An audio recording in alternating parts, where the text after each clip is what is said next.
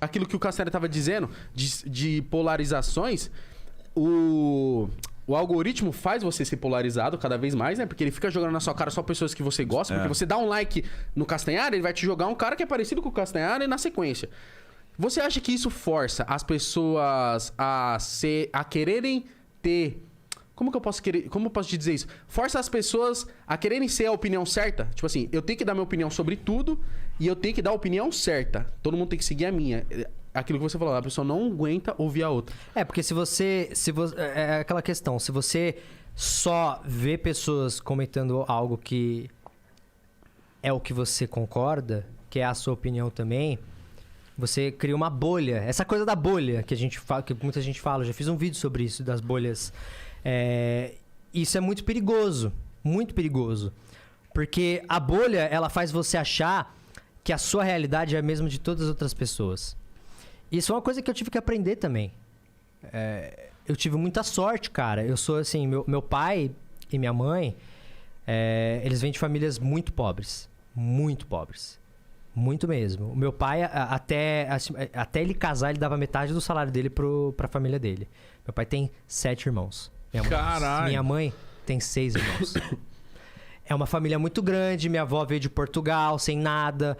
Então, assim, minha mãe perdeu o pai com 15 anos. Ela era uma das mais velhas, tinha que cuidar de todo mundo. Assim. Meu pai também, ele é o mais velho. Então, assim... A responsabilidade toda com eles. Nasceram em Osasco. Tipo assim, viveram sempre em Osasco.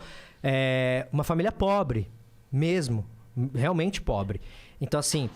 A minha realidade hoje em dia não é a mesma que era do meu pai. Só que o meu pai, por ter passado por isso, me ensinou e me mostrou muito bem como é que era a realidade dele e como eu sou. Eu nunca tive que me preocupar com o que comer. Algumas poucas vezes na minha vida eu passei algumas dificuldades. Foi quando meu pai ele trabalhava no banco, ele conseguiu um trabalho no banco no Bradesco.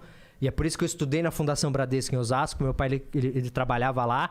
E aí, quem era filho de funcionário conseguia estudar no Bradesco, na bolsa, Fundação, né? Que era uma puta escola boa e que a gente não pagava nada. Nossa. E eles davam tudo. A Fundação Bradesco é um projeto muito legal. Porque eles realmente eles oferecem uma escola de qualidade para muita gente que não tem condição. E é um projeto que rola no Brasil inteiro, a questão da fundação. Eu tenho muito orgulho de ter estudado na fundação. E é muito louco eu parar para pensar as coisas que a Fundação Bradesco fazia para não criar essa divisão. Tinha uma parada que era que eles faziam assim, quem não tinha condição de comprar uniforme, eles davam. Só que eles faziam eles colocavam um nome que era um nome para você não sentir que aquelas pessoas estavam ganhando porque elas não tinham condição. Então, tipo, eu nem lembro direito qual era o nome, mas era tipo assim, era a galera do sei lá o quê. E aí ele chamava, pessoal do sei lá o quê, vamos lá pegar os uniformes. Eles davam livros pra essas pessoas. Quem não tinha... Livro é caro, cara. Pra comprar livro... Se menos que as outras, né? Então, assim, meus pais tinham condição de comprar o livro e o uniforme. Mas eu não olhava os meus amigos que ganhavam de uma forma diferente, inferior, pejorativa. Tipo, eles são pobres, que ruim. Não, porque a escola trabalhava isso de uma forma... não, aqui eles recebem de tal negócio e tá tudo bem, beleza. Eles tratavam, então tá todo mundo junto, tá todo mundo na mesma. Não, eu compro, mas eles ganham ali o negócio do livro, legal. E muitas vezes o que eles faziam, eles incentivavam os alunos que compravam quando virava o ano, pra você pegar os seus livros e doar o livro pra galera depois que ia receber o livro no outro ano seguinte que não tinha condição. Então você se sentia na obrigação de cuidar daquele livro. Eles falavam, você tinha que cuidar do livro porque no final do ano você ia oferecer pra galera. Então assim, é todo um sistema feito, eu achava muito legal o que a Fundação fazia, faz até hoje. Então, assim, eu vivi numa realidade onde, por mais que eu fosse privilegiado de nunca ter passado fome, nunca ter que me preocupado com nada desse tipo de coisa, mas meu pai explicou muito pra mim, mostrou muito, e minha família... Colocou seu pé no chão, né? E minha família é uma família mais humilde. Sabe, meu pai foi um dos únicos que se deu bem ali, que conseguiu trabalhar, trabalhou bastante e se deu bem na vida. Minha mãe também. Só que minha família, por parte de pai, por parte de mãe, ainda é uma família pobre. Eu conheço alguns. Você conhece alguns, o Dodô. Meu tio é feirante, velho. Meu tio Mané é feirante, batateiro. Sabe? Então assim, muitos dos irmãos da minha mãe trabalham com meu pai. Caralho. Os irmãos do meu pai também trabalham com meu pai. Então, assim, eu vi essa realidade. Eu venho de uma realidade muito mais humilde.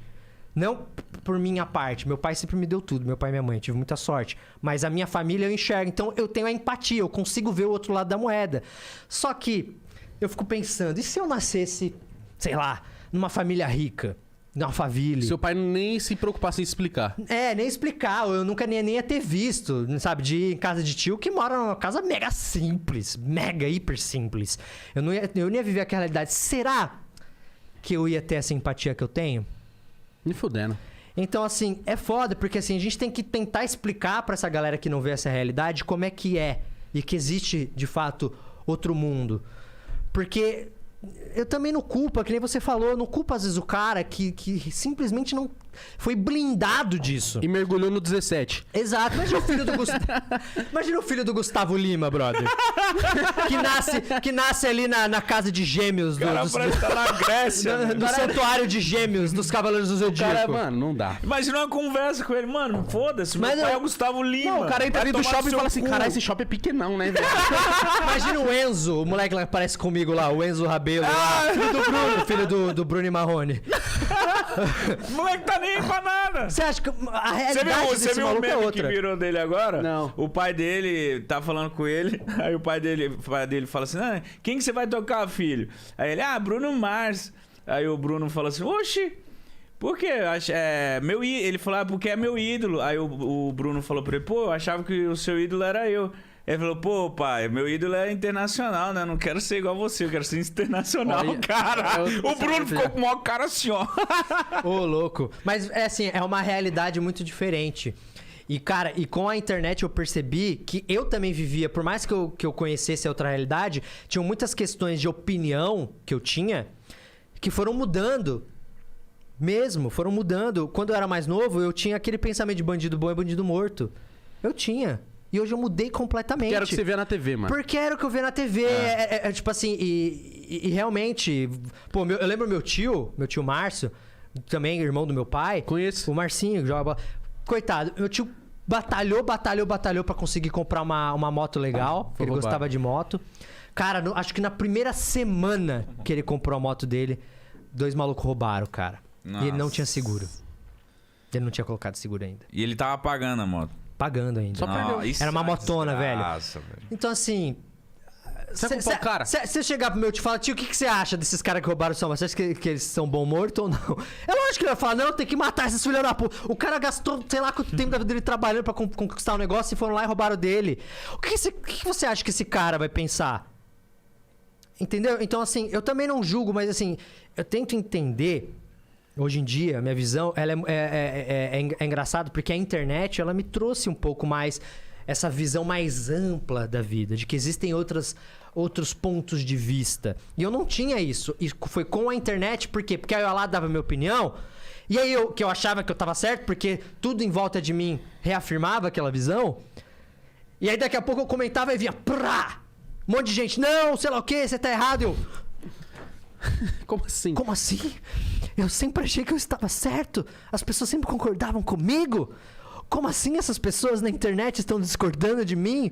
E aí eu comecei a entender que existia de fato outras visões da vida que não a minha única. Mas eu acho que você é um cara muito importante, assim, porque você tocou num ponto da educação, que eu acho que a educação é a principal coisa. A coisa que você tem que mais ser focada, assim. Fala assim, mano, o que a gente precisa? A gente precisa de educação. Porque foi com a educação na escola onde o Castanhari, que era um cara que teve outra oportunidade, aprendeu a ter empatia. E é ali. Por isso que eu acho que as pessoas que são contra a educação, eu não sei se esse é o nome certo, que são os caras que batem tanto em você. Por quê?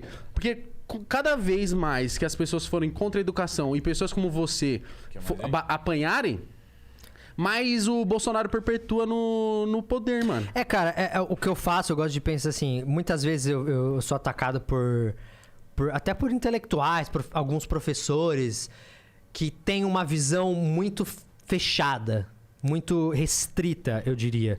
Porque o que eu faço não é para especialista. O que eu tento fazer é democratizar O ensino. a educação, o ensino. Porque eu entendo que tem muitos temas que simplesmente muitas pessoas não tiveram a oportunidade de aprender isso, porque não tiveram professores, aulas vagas. E ali eu estou apresentando esse tema para essa pessoa. Só que é claro, existem temas que são muito complexos, que eu não vou conseguir resumir só em 1 hora. Mas eu tenho esse desafio de, às vezes, pegar um tema como, por exemplo, Primeira Guerra Mundial, Segunda Guerra Mundial, e tentar resumir num vídeo de 1 hora, que a gente sabe que é muito difícil. E aí, um professor, um historiador, que passou a vida inteira estudando aquilo e que enxerga de uma outra forma... Como ousa ensinar a Primeira Guerra Mundial em 1 hora? Não, e como você não falou daquilo, e como faltou isso, e sei lá o quê. Ele não entende que o que eu estou fazendo é apresentar o tema pra pessoa que nunca viu, que não faz a menor ideia do que seja. E o professor de história também não entende que pra você aprender história, você não precisa decorar o nome de cada pessoa e saber o ano de cada coisa. Você precisa saber do porquê e no que desencadeou.